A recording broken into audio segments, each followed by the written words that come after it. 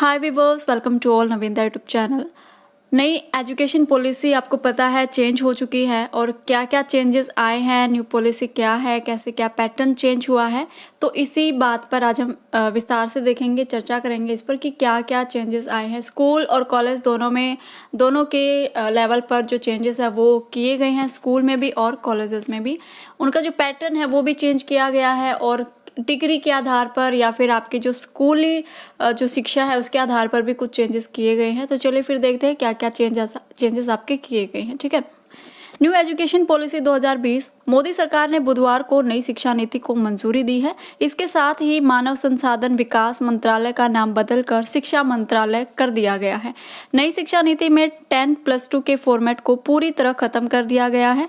अभी तक हमारे देश में स्कूली पाठ्यक्रम 10+2 के हिसाब से चलता आया था, लेकिन अब ये 5+3+3+4 के हिसाब से होगा। इसका मतलब ये है कि प्राइमरी से दूसरी कक्षा तक एक हिस्सा, फिर तीसरी से 5वीं तक दूसरा हिस्सा, छठी से 8वीं तक तीसरा हिस्सा और 9वीं से 12वीं तक आखिरी हिस्सा होगा। तो यहाँ पर जो फॉर्मेट किया गया है वो 10+2 था हमारा पहले। ये हमारा पैटर्न अब तक चलता आया है स्कूली लाइफ के लिए, लेकिन अभी जो पैटर्न बदल दिया गया है वो ये पैटर्न होगा। अब से यही लागू होगा 5+3+3+4 वाला पैटर्न। ठीक है, तो आइए अब इसको समझते हैं कि 5+3+3+4 वाला जो पैटर्न है, जो फॉर्मेट अभी हमारे लाइफ में आगे आने वाले जितने भी स्टूडेंट्स हैं जो स्कूली लाइफ अपनी स्टार्ट करने वाले हैं, उनके साथ किस तरह के फॉर्मेट के साथ वो अपनी पढ़ाई शुरू करेंगे। ठीक है, नई शिक्षा स्कूल नीति का नया ढांचा 5+3+3+4 फॉर्मूला। देखिए, जो फर्स्ट है, पहले तो 5 वाली बात करते हैं कि जो 5 वाला फॉर्मूला है उसको क्या कहा जाएगा। उसको कहा जाएगा फाउंडेशन स्टेज। ठीक है, इसमें क्या होगा, पहले 3 साल बच्चे आंगनवाड़ी में प्री स्कूलिंग शिक्षा लेंगे, फिर अगले 2 साल कक्षा 1 और 2 में बच्चे स्कूल में पढ़ेंगे। इन 5 सालों की पढ़ाई के लिए एक नया पाठ्यक्रम तैयार होगा। मोटे तौर पर एक्टिविटी आधारित शिक्षण पर ध्यान रहेगा, ज़्यादा ध्यान केंद्रित होगा। इसमें 3 से 8 साल तक के बच्चों की आयु के बच्चे कवर होंगे। इस प्रकार पढ़ाई के पहले 5 साल का चरण पूरा होगा। तो पहले जो 5 साल का जो फॉर्मूला अपनाया गया है, जो पैटर्न अपनाया गया है, उसमें क्या होगा, पहले 3 साल तो होगी प्री प्राइमरी स्कूल और प्री प्राइमरी स्कूल जो होगी वो होगी बच्चों की आंगनवाड़ी में। ठीक है, उसके बाद पहली क्लास और दूसरी क्लास होगी स्कूल में जाने के बाद बच्चे पढ़ेंगे। और जो भी बच्चे इस एज में, जितने भी बच्चे इस एज वाले बच्चे जो होंगे, इस फॉर्मेट में जो बच्चे आएंगे, वो सभी के सभी खेल के माध्यम से सीखेंगे। उन पर जो पैटर्न है या फिर जो बुक्स हैं, उन बुक्स में जो लिखा गया है वो थोपा नहीं जाएगा, बल्कि बच्चे खेल खेल में सीखेंगे, अपनी एक्टिविटीज़ से सीखेंगे। ठीक है, तो इस तरीके से जो पहला चरण है, जो 5 साल का चरण है, वो इसी तरीके से आएगा। और इसमें एज भी बताई गई है, 3 से 8 साल तक के बच्चे इसमें कवर होंगे। ठीक है, अब दूसरा देखते हैं +3 वाला। इसको कहा गया है प्रीपरेटरी स्टेज। इस चरण में कक्षा 3 से 5 साल तक की पढ़ाई होगी। इस दौरान बच्चों के जरिए बच्चों को विज्ञान, गणित, कला आदि की पढ़ाई कराई जाएगी। 8 से 11 साल तक की उम्र के बच्चों को इसमें कवर किया जाएगा। अब ये देखिए, जो 5+3+3+4 का जो फॉर्मूला है, 5 हमने देख लिया, अब ये 3 देखते हैं। इसको कहा जाएगा आपका प्रीपरेटरी स्टेज। इसमें कौन कौन से बच्चे आएंगे, इसमें बच्चों की जो पढ़ाई होगी वो 3 से 5वीं क्लास तक होगी। ठीक है, 3rd, 4th and 5th class इसमें इंक्लूड होंगी। और इसमें क्या होगा, मैथ होगा, विज्ञान होगा, आर्ट होगा, साइंस, इस तरीके से जो सब्जेक्ट है वो ऐड किए जाएंगे। पहले की ही तरह है कि जो पहले बच्चों को पढ़ाए जाते थे सब्जेक्ट, उसी के आधार पर बच्चों को ये सब्जेक्ट पढ़ाए जाएंगे। ठीक है, और इसमें 8 साल से 11 साल तक के बच्चे इसमें कवर होंगे। ठीक है, उसके बाद नेक्स्ट है जो +3 वाला था, नेक्स्ट उसको कहा गया है मिडल स्टेज। इसमें कक्षा 6 से 8 की कक्षाओं की पढ़ाई होगी तथा 11 से 14 साल की उम्र के बच्चों को कवर किया जाएगा। इन कक्षाओं में विषय आधारित पाठ्यक्रम पढ़ाया जाएगा। कक्षा 6 से ही कौशल विकास कोर्स शुरू कर दिए जाएंगे।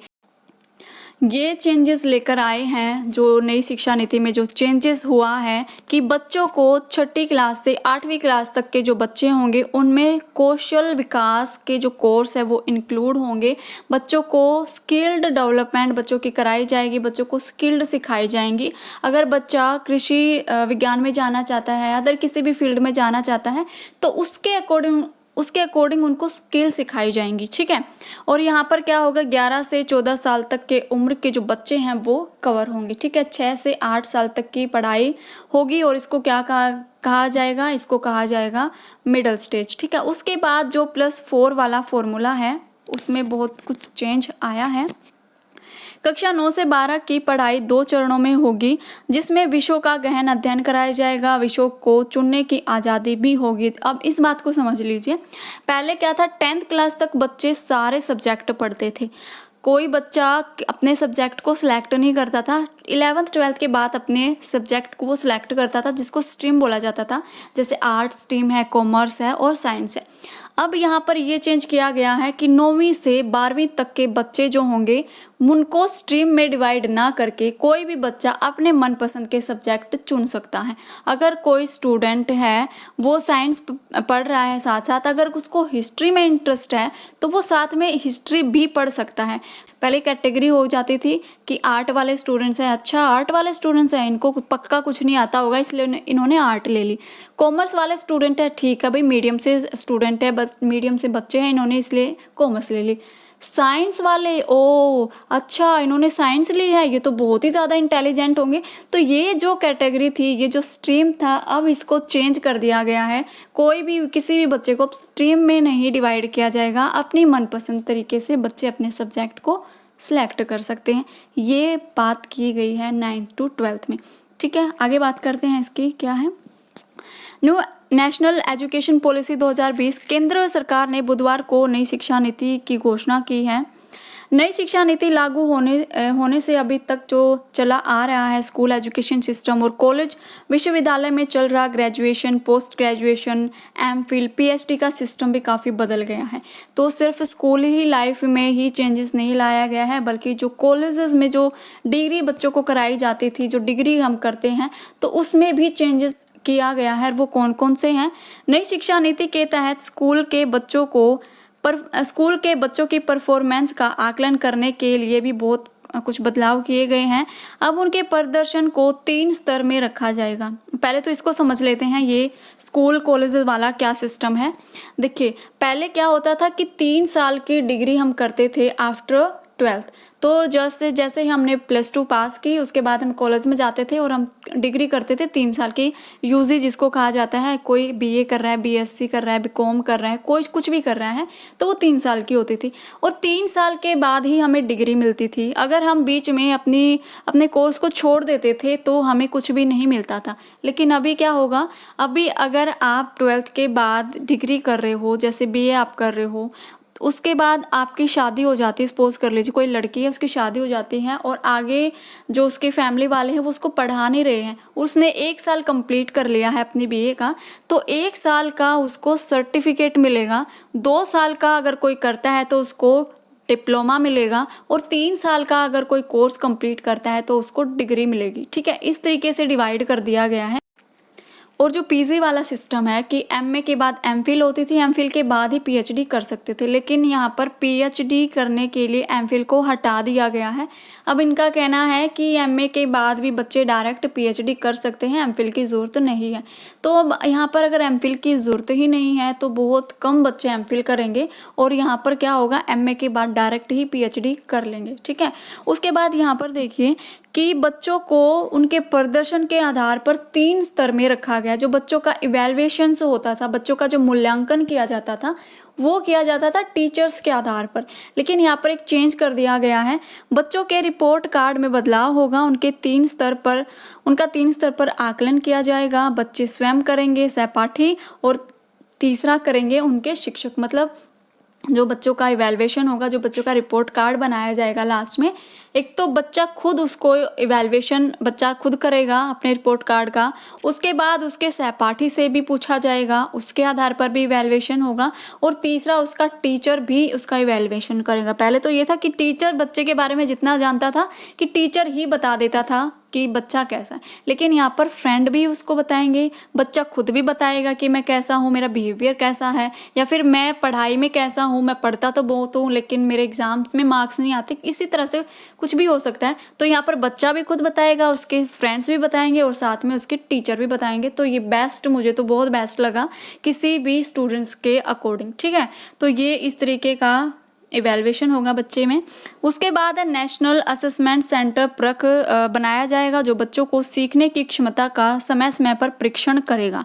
100% नामांकन के जरिए पढ़ाई छोड़ चुके करीब 2 करोड़ बच्चों को फिर से दाखिला दिया जाएगा। मतलब यहाँ पर जो बच्चे पढ़ाई छोड़कर जा चुके हैं, बीच में पढ़ाई छोड़कर जो जा चुके हैं, उनको पढ़ाई में या उनको शिक्षा में दोबारा लेकर आना, ये एक मोटिव है कि जो बीच में अपनी शिक्षा ड्रॉप कर चुके हैं किसी भी कारण से, गरीबी के कारण से, या किसी लड़की की शादी हो चुकी है इसके कारण से, या किसी बीमारी की वजह से, कुछ भी रीज़न हो सकता है, जो बच्चा बीच में अपना कोर्स छोड़कर जा चुका है, बीच में अपनी पढ़ाई छोड़कर जा चुका है, उसको दोबारा से एजुकेशन में लेकर आए, ठीक है। अब देखिए जो 10th और +2 की बोर्ड की जो परीक्षाएं हैं उनका क्या होगा। 9th to 12th हो गया है सिस्टम, जो 4th पैटर्न है। तो अब क्या होगा, देखिए जो 9 to 12th होगा वो होगा सेमेस्टर सिस्टम, लेकिन जो 10th और 12th की जो परीक्षाएं होंगी वो बोर्ड की परीक्षाएं होंगी, और वही वैसे ही होंगी जैसे चली आ रही हैं, ठीक है। नई शिक्षा नीति में 10वीं एवं 12वीं की बोर्ड परीक्षाओं को आसान बनाने का ऐलान किया गया है। परीक्षाएं 2 बार कराने, वस्तुनिष्ठ या फिर व्याख्यानात्मक 2 भागों में कराने का भी सुझाव दिया गया है। जो आपके सेमेस्टर सिस्टम होते थे उसको भी 2 साल में 2 बार आपकी एग्ज़ाम्स होते हैं बच्चों के 10th 12th के। जैसे हरियाणा बोर्ड के तो 2 बार होते हैं, सीबीएसई का 1 बार होता है, ठीक है। हो सकता है कि यहाँ पर क्या होगा, 2 बार तो हो गए, लेकिन यहाँ पर ऑप्शन टाइप भी आपके एग्जाम से हो सकते हैं। बीच में एक बार आया था 10th क्लास का, ऑप्शन टाइप क्वेश्चंस आते थे, वहाँ पर बच्चों का रिटर्न एग्ज़ाम नहीं होता था, सिर्फ जैसे हम अभी कॉम्पिटिटिव एग्ज़ाम में एग्ज़ाम देने के लिए जाते हैं इस तरीके का एग्ज़ाम यहाँ पर हो सकता है। इसलिए 10th 12th की जो परीक्षाएं हैं उसको आसान बनाने के लिए फॉर्मूला अपनाया गया है, ठीक है। ये हो गया आपको क्लियर। उसके बाद बोर्ड परीक्षाओं में विद्यार्थियों की वास्तविक क्षमताओं एवं योग्यताओं को परखा जाएगा। छात्रों द्वारा रटे हुए सवालों पर बोर्ड परीक्षा का दारोमदार अब नहीं रहेगा। नीति ने कहा है कि विभिन्न बोर्ड आने वाले समय में बोर्ड परीक्षाओं के व्यवहार्य मॉडल तैयार करेंगे, जैसे वार्षिक, सेमेस्टर या फिर मॉड्यूलर बोर्ड परीक्षाएं। बोर्ड परीक्षाएं 2 भागों में या फिर 2 तरह से, जैसे वस्तुनिष्ठ या फिर व्याख्यात्मक हो सकती हैं। या तो बच्चों के लिए जो एग्ज़ाम होंगे वो ऑप्शनल टाइप होंगे, या फिर उनको रिटर्न एग्ज़ाम दिया जाएगा। तो इस तरीके से परीक्षाएं होंगी। उसके बाद यहाँ पर बीएड के लिए भी बताया गया है कि बीएड डिग्री किस तरीके से होगी। जो नेशनल पॉलिसी आई थी, नेशनल एजुकेशन पॉलिसी 2019 में जो बात की गई थी, वहाँ पर बहुत कुछ चीज़ें मेंशन की गई थी बीएड को लेकर भी, कि बीएड 1 साल की होगी, 2 साल की होगी और 4 साल की होगी। कोई स्टूडेंट्स अगर 1 साल की बीएड करना चाहता तो वो 1 साल की कर सकता है, 2 साल की करना चाहे तो 2 साल की कर सकता है। इंटीग्रेटेड आपकी 4 साल की हो जाएंगी अगर कोई 4 साल की करना चाहे तो, ठीक है। तो वो जो पॉलिसी है उसमें बहुत सारे पेजेस हैं, मतलब 300 400 से ज़्यादा, 600 से ज़्यादा हो सकते पेजेस हैं, अभी मुझे ध्यान नहीं है। तो वो जो पॉलिसी है वो मैं आपको डिस्क्रिप्शन में दे दूंगी, आप वो पॉलिसी पढ़ सकते हो। उसी को आधार बनाकर जो समिति बनाई गई थी, उसी को आधार बनाकर ये नई शिक्षा नीति को लागू किया गया, आप उसको पढ़ सकते हो, ठीक है। तो यहाँ पर बीएड के लिए क्या बताया गया है, शिक्षक शिक्षा के लिए एक नया और व्यापक नेशनल करिकुलम तैयार किया जाएगा, जिसे NCFTE 2021 NCERT द्वारा NCERT के परामर्श से बनाया जाएगा। 2030 तक शिक्षण के लिए न्यूनतम डिग्री योग्यता 4 वर्षीय एकीकृत डिग्री बीएड डिग्री, वही घटिया स्टैंड अलोन शिक्षक संस्था जो होती हैं उनके खिलाफ सख्त कार्रवाई की जाएगी।